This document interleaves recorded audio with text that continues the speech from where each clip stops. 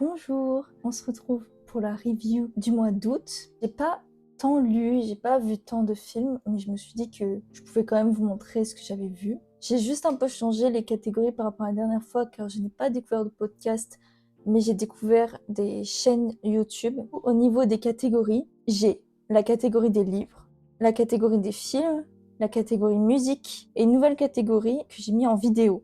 Pour les livres, j'en ai pas lu beaucoup ce mois-ci. J'en ai lu un peu plus que le mois dernier, sachant que le mois dernier, je n'en ai lu même pas un, parce que j'étais bloquée sur le même. J'ai donc pris la décision d'abandonner Iron Flame parce que il me restait peut-être 300 pages, mais franchement, j'en pouvais plus. J'en avais vraiment marre. Du coup, j'ai décidé d'abandonner et reprendre la lecture d'autres livres, tout simplement. J'ai commencé par Life is Strange. C'est la BD de l'intégrale. Je crois que j'en avais parlé le mois dernier parce que je l'avais acheté le mois dernier. Et en fait, du coup, c'est une BD, je crois que je l'ai dit. Les dessins sont vraiment très jolis. Ça parle de ce qui se serait passé si Max avait décidé de sacrifier Arcadia Bay et de garder Chloé en vie. J'ai beaucoup aimé la BD, même s'il y avait des moments où j'étais un petit peu perdue, honnêtement. Je trouvais que des fois c'était pas très clair et des fois j'avais du mal à comprendre. Mais sinon, j'ai bien aimé la BD, j'ai aimé retrouver Chloé et Max dedans. Et d'après ce que j'ai compris, c'est l'intégrale, mais sinon, la version de base, c'est plein de petites BD qu'ils ont du coup condensées en une grosse. Life is Strange, franchement très très bien. J'ai continué avec Le Comte de Monte Cristo, mais j'ai lu que le volume 1 pour l'instant. Et franchement, le film explique pas tout ce qu'il y a dans le livre.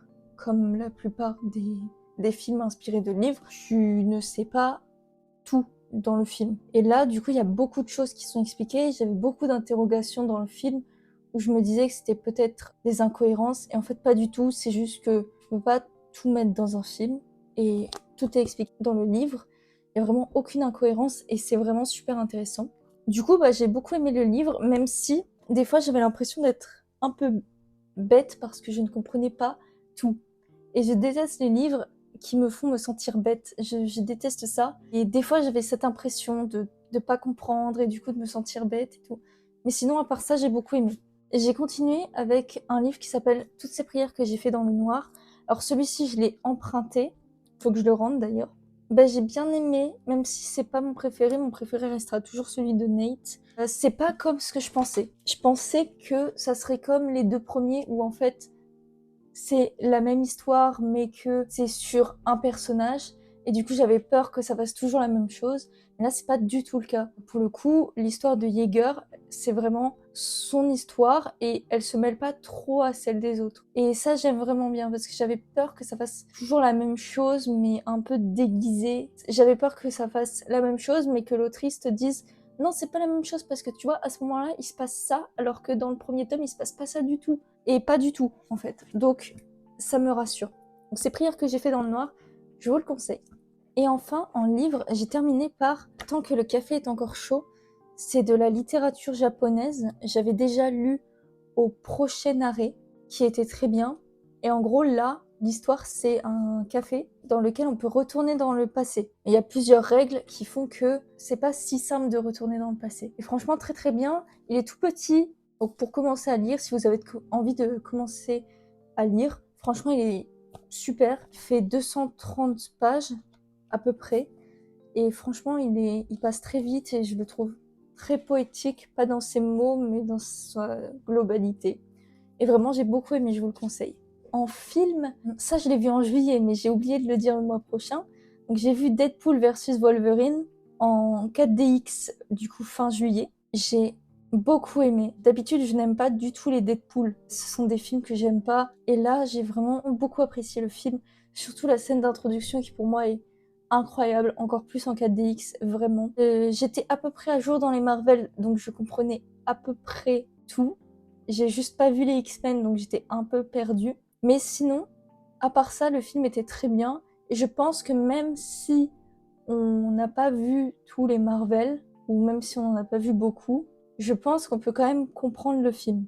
Ensuite, j'ai vu un film français qui s'appelle Le Larbin, où en gros, c'est l'histoire d'un père qui a un fils qui fait n'importe quoi. Et le père est chef d'entreprise, donc il a beaucoup d'argent. Donc il décide de mettre son fils dans une simulation à grandeur nature, où en fait il retourne au Moyen-Âge pour lui faire découvrir la vie, j'imagine, ce genre de choses. En soi, je pense que l'idée était bien, mais les blagues les plus drôles étaient mises dans le trailer. Donc en fait, les blagues les plus drôles, on les connaissait déjà.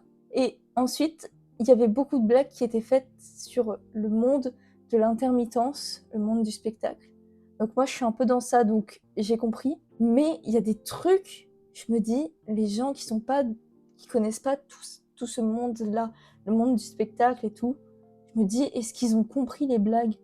Parce que c'était des blagues qui étaient... Déjà, elles étaient vachement tournées sur tout ce qui était figuration. Et je sais pas, il y avait des blagues qui étaient faites, qui étaient super précises. Et je me suis dit, est-ce que tout le monde peut vraiment les comprendre? Du coup, j'ai pas trop aimé ça. Et je trouve que le film était assez long. Il était plutôt bien fait en termes de beaucoup de choses.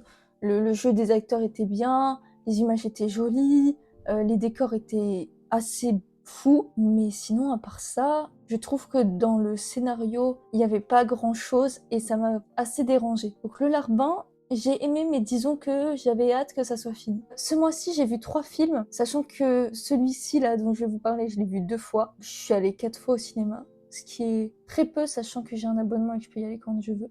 D'autant plus qu'il y avait plein de films qui m'intéressaient.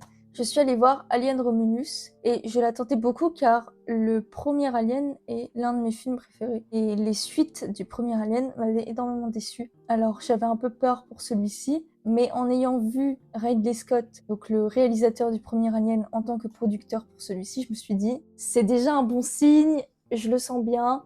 Donc, je suis allée le voir, j'ai mis toutes les chances du côté du film, je suis allée le voir en 4DX. Franchement, je le trouve incroyable.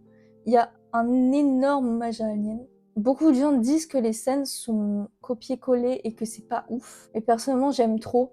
J'aime trop tout ce qui est hommage, référence, easter egg. Et là, il y en avait vraiment pas mal.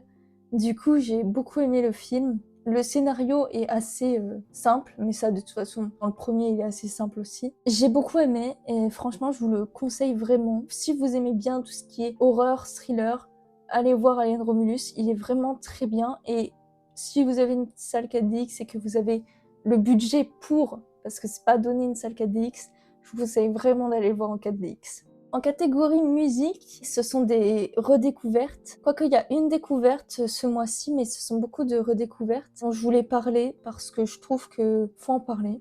Le mois dernier, je vous avais parlé de Nelik. Je vous avais fait écouter Cadillac et Halo. Et là, j'aimerais vous parler de Jeune Lapin.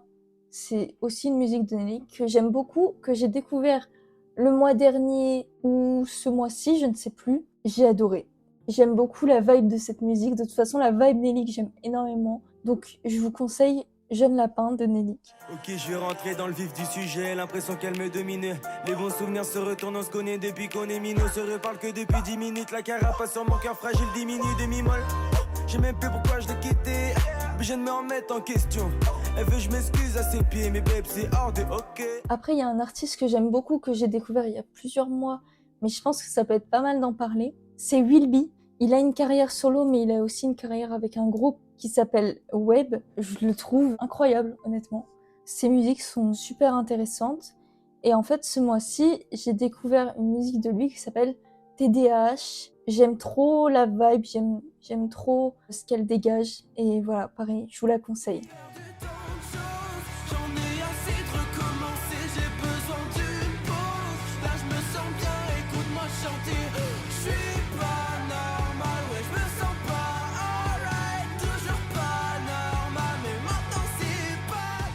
Dans mes découvertes au niveau de la musique, j'ai découvert un cover, enfin une chaîne surtout, une chaîne YouTube, mais je la mets dans la catégorie musique parce que elle fait de la musique. La chaîne, c'est Jessie DeFranco. À la base, elle sort des clips et ses propres musiques, donc vraiment le visuel est super intéressant, la réalisation est très intéressante et sa musique est très intéressante.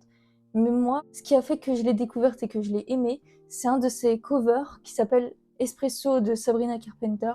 Et j'aime énormément la vibe que dégage la vidéo et la musique. J'aime beaucoup ce qu'elle fait et même le musicien qui est avec elle. Je trouve que ils ont vraiment une harmonie ensemble et et j'aime beaucoup le tout et ce que ça dégage. Donc je vous conseille vraiment d'aller écouter le cover et potentiellement d'aller écouter ses musiques. Franchement, j'aime beaucoup ce qu'elle fait. Always thinking about me every night. Oh, is it that sweet? I guess so. Say you can't sleep, baby. I know that's that me espresso. Move it up, down, left, right. Oh, switch it up like Nintendo. Say you can't sleep, baby. I know that's that me espresso. Enfin, dans la catégorie vidéo, j'ai deux chaînes que j'ai découvertes. Une que j'ai découverte vraiment récemment et une autre, je l'ai découverte le mois dernier aussi, mais j'ai oublié d'en parler, donc j'en parle maintenant. La chaîne que j'ai découverte il y a un mois, disons, c'est la chaîne de Catherine Carras. C'est une chaîne de vlog. C'est une personne qui habite à New York et qui fait des vlogs. Et en fait, ce que j'aime beaucoup et ce qui m'inspire beaucoup chez elle, c'est ses plans et aussi ses miniatures. Ça fait un effet très, disons, gothique et j'aime beaucoup sa typographie. Ou alors, tous ses débuts de vidéo, ce sont des plans où il y a une petite musique toute douce dessus et où elle filme des choses et elle met des petits textes en bas. Vraiment, je sais pas, le fait qu'elle ne parle pas dans ses plans, ça m'inspire parce que, personnellement, ce qui m'intimide le plus dans les vlogs, c'est de parler en public et elle ne le fait pas. Donc du coup, c'est vraiment intéressant et c'est vraiment inspirant pour moi. Et j'aime beaucoup ce qu'elle fait, c'est très relaxant. Les vidéos qui durent le plus longtemps, ce sont des vidéos de 40 minutes. Mais sinon, tu as des vidéos de 12 minutes, une dizaine de minutes, qui sont tout aussi intéressantes. Donc je trouve que c'est très relaxant et j'aime beaucoup ce qu'elle fait.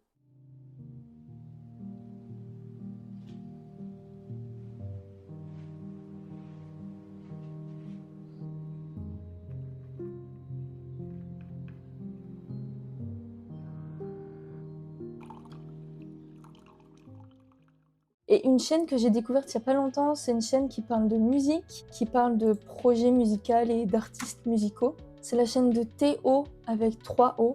Ça fait un petit bout de temps qu'il n'a pas posté de vidéo, mais personnellement j'ai regardé la vidéo sur Julien Granel et Nelik et j'ai trouvé ça super intéressant, sa façon d'expliquer les choses. Alors je sais pas si c'est que de l'interprétation, il y a aussi du concret aussi, mais je pense qu'il y a aussi de l'interprétation. Dans tous les cas, je trouve ça très intéressant. J'aime bien les chaînes qui parlent de musique parce que c'est une de mes passions premières. Donc je vous le conseille, c'est toujours très intéressant ce qu'il dit.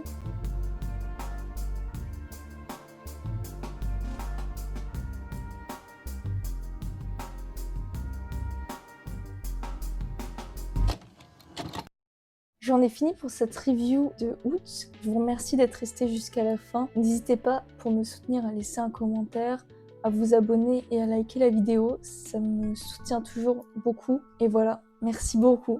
Au revoir.